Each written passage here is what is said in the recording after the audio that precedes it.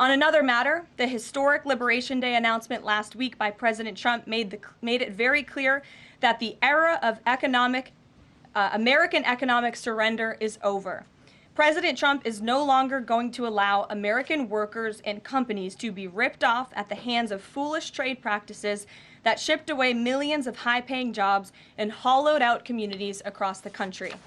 It's America first, all the way. And despite fear-mongering by the media, the world is clearly responding to President Trump's approach. Just yesterday, President Trump held a bilateral meeting with Israeli Prime Minister Benjamin Netanyahu here at the White House.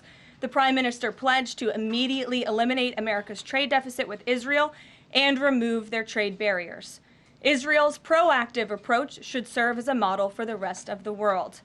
Also yesterday, the President spoke with Japan's Prime Minister, who wants to negotiate as well. The President also spoke to the acting President of South Korea this morning.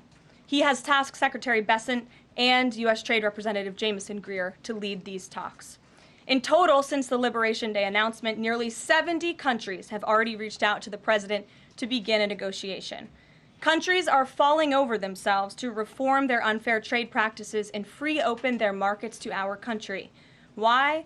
Because these countries greatly respect President Trump in the sheer power of the American market. These countries realize they've gotten filthy rich over the past few decades by imposing substantial tariffs on American-made products and ridiculous non-monetary barriers to block out American industry.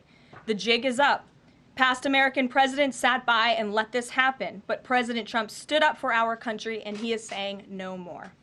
The president's message has been simple and consistent from the beginning. To countries around the world, bring us your best offers, and he will listen.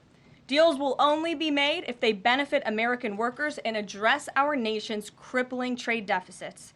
America does not need other countries as much as other countries need us, and President Trump knows this. He's going to use the leverage of our markets and our country to the advantage of the people he was sworn in to represent. On the other hand, countries like China, who have chosen to retaliate and try to double down on their mistreatment of American workers, are making a mistake. President Trump has a spine of steel, and he will not break, and America will not break under his leadership. He is guided by a firm belief that America must be able to produce essential goods for our own people and export them to the rest of the world. A strong America cannot be solely dependent on foreign countries for our food, medicines, and critical minerals. And America must always maintain a robust defense supply chain. Reprioritizing and strengthening our manufacturing industry are essential national and economic security issues of the utmost importance to President Trump. By focusing on supercharging the onshoring of American manufacturing, the President is already delivering on his promise to usher in an economic golden age for our country.